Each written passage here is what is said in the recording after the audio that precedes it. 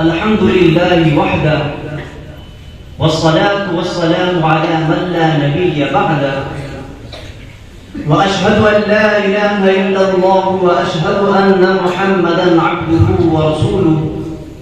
أما بعد، فعن أبي هريرة رضي الله تعالى عنه أن رسول الله صلى الله عليه وسلم قرأ الآية الكريمة: يومئذ تحدث أخبارها، ثم قال: أتدرون ما أخبارها؟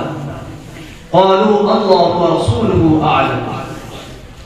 قال: أخبارها بأن تشهد على كل عبد أو أمة بما عمل على ظهرها، تقول: عملت في يوم كذا كذا وكذا، فهذه أخبارها.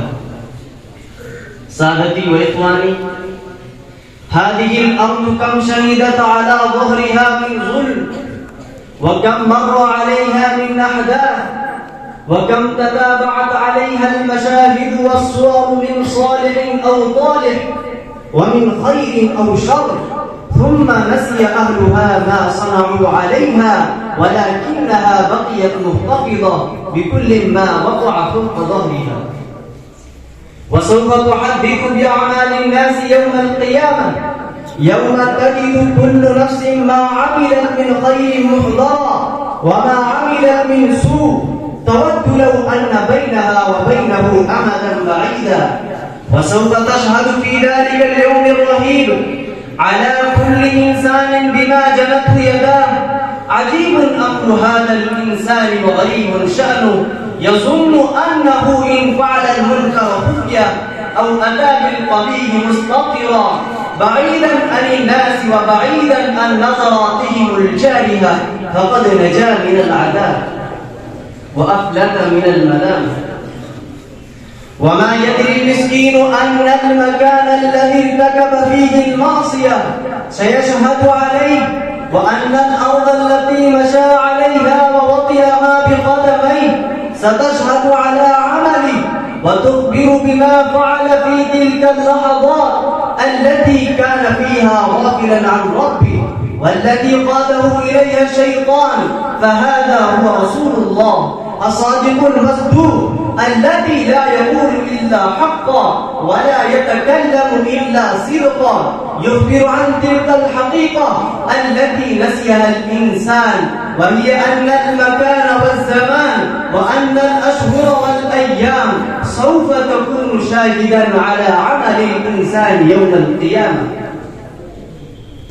إن ذلك ليس بمستحيل على قدرة الله عز وجل، فالذي أنطق الإنسان سوف ينطق الجماد والنبات، وينطق الحواس والأعضاء. وصدق الله تعالى: اليوم نختم على أفواههم وتكلمنا أيديهم وتشهد أرجلهم بما كانوا يكسبون. ما أحسن قول الشاعر: هي الدنيا أقل من القليل، وعاشقها أضل من الذليل. تسم بسحرها قوما وطعما، فهم متحيرون بلا دليل. إخوتي في الله، فما أحمق ذلك المغرور الجاهل الذي يعمل الشر بعيدا عن الناس، ظنا منه أنه سيفلت من عذاب الله وينجو من حسابه، فليعلم أن ذلك سيعرضه للخسران المبين. اللهم أحسن عاقبتنا في الأمور كلها، وأجرنا من عذاب النار ومن خزي يوم القيامة. ربنا أفرغ علينا صبرا وتوفنا مسلمين، آمين. أنا أكتفي بهذه الكلمات، وآخر دعوانا أن الحمد لله رب العالمين.